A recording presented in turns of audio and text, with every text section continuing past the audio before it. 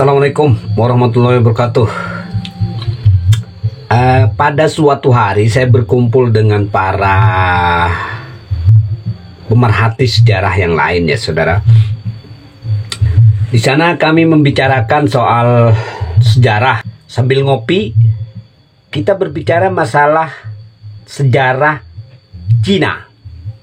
Pada saat itu saya hanya diam mendengarkan beberapa teman pemerhati sejarah juga di suatu warung kopi di wilayah Probolinggo.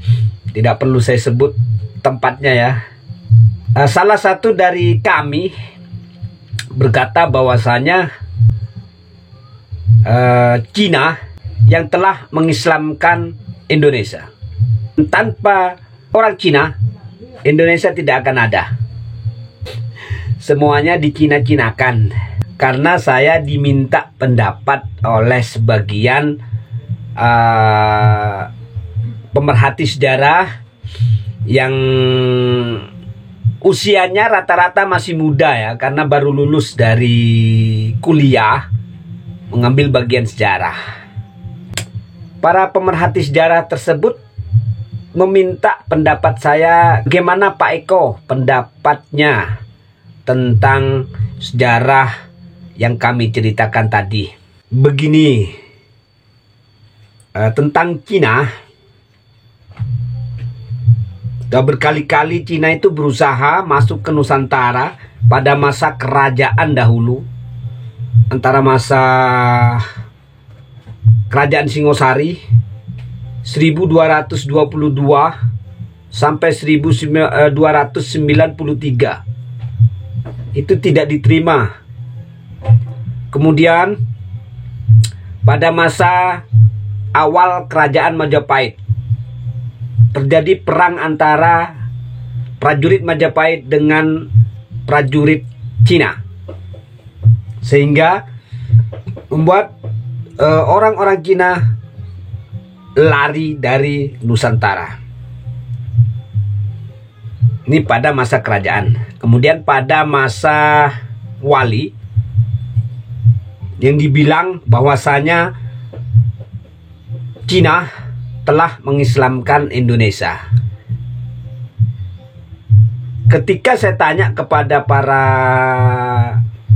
pemerhati sejarah yang waktu itu ngumpul, apakah Anda mempunyai data? Apakah Anda mempunyai bukti sejarah tentang Cina yang telah mengislamkan Indonesia? Namun mereka tidak mampu atau tidak menjawab ya. Malah mereka berdasarkan katanya dan katanya. Itu yang mereka pegang untuk bercerita sejarah di depan saya. Anggota Wali Songo itu bukan orang Cina. Anggota Wali Songo itu banyakan dari Arab, juga berasal dari pribumi Nusantara sendiri. Namun yang dicatat di dalam sejarah Wali Songo itu hanya ada 9 wali. Itu informasi sejarah. Padahal zaman para wali ada beberapa generasi.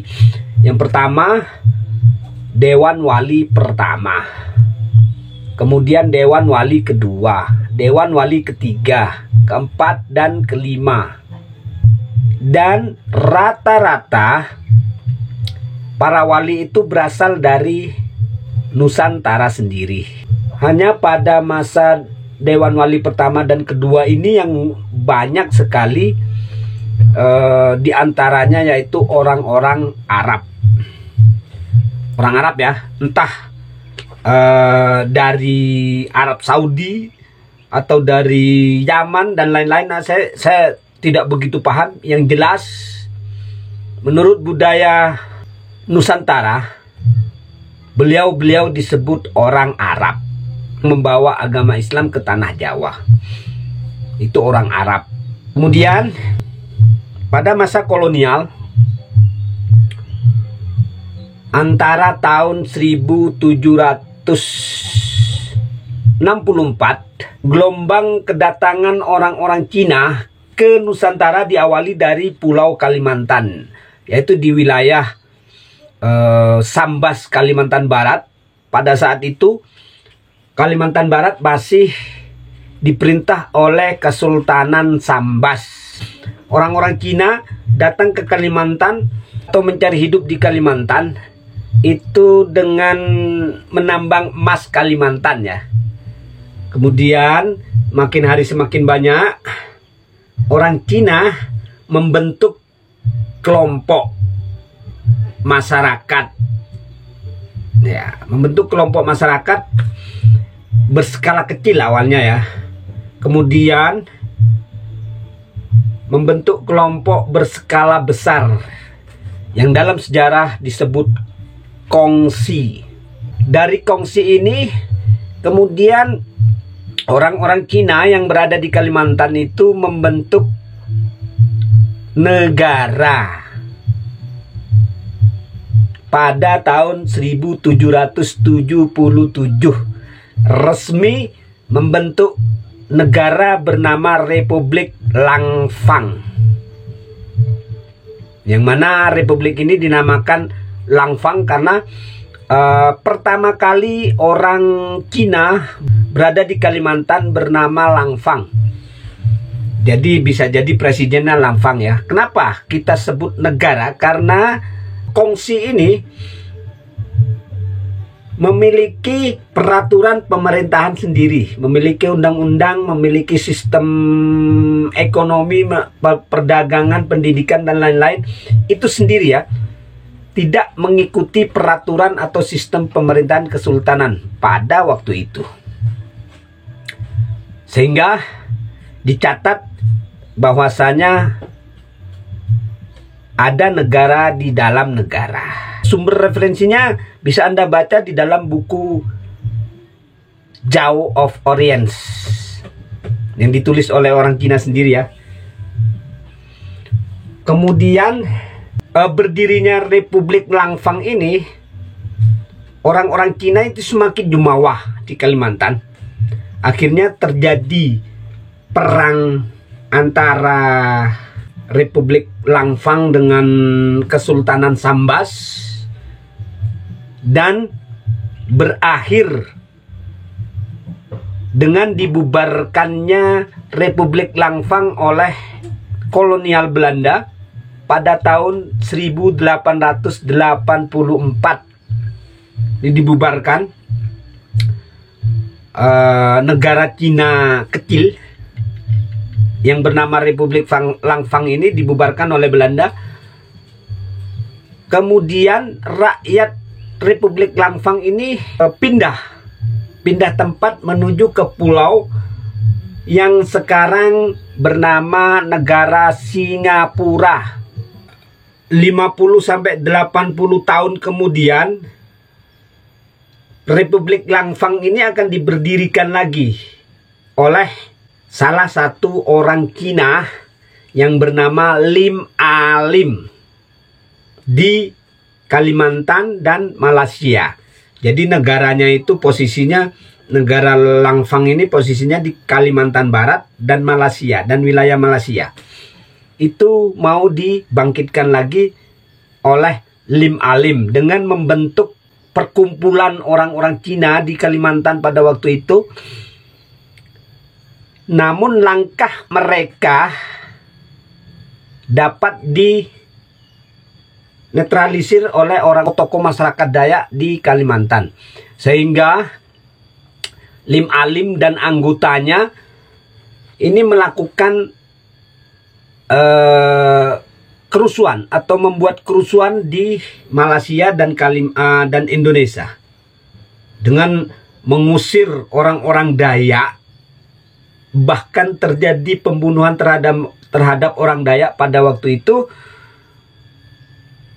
yang tinggal di sekitar hunian Lim Alim dan komunitasnya. Nah, maka disinilah terjadi konfrontasi antara Malaysia dan Indonesia. Karena apa? Karena kerusuhan yang terjadi ini dikira oleh Malaysia dibuat oleh Indonesia. Dan Indonesia pun mengira bahwasanya kerusuhan yang ada di Kalimantan Barat itu adalah perbuatan dari Malaysia. Akhirnya terjadi ya ribut antara Malaysia dan Indonesia.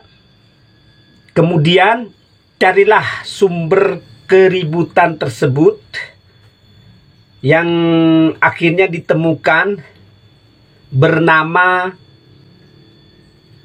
PGRS, pemberontak di Kalimantan dan di Kalimantannya.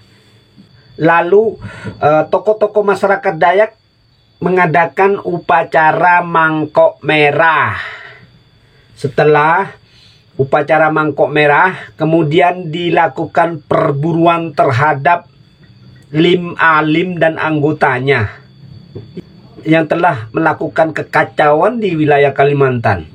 Setelah tragedi mangkok merah tersebut, kabarnya PGRS itu tidak terdengar sampai sekarang.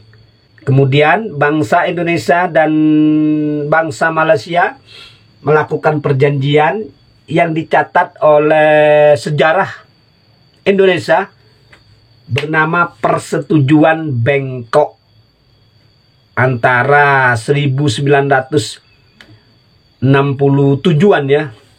Nah, saya dimintai pendapat, itulah pendapat saya. Saya tidak bisa menjelekkan satu dan yang lain, namun pendapat saya melihat dari sisi sejarah. Itulah sejarah tentang orang-orang Cina di Nusantara. Mungkin sampai sini aja pembahasan saya kali ini. Wabillahi taufiq wal hidayah. Wassalamualaikum warahmatullahi wabarakatuh.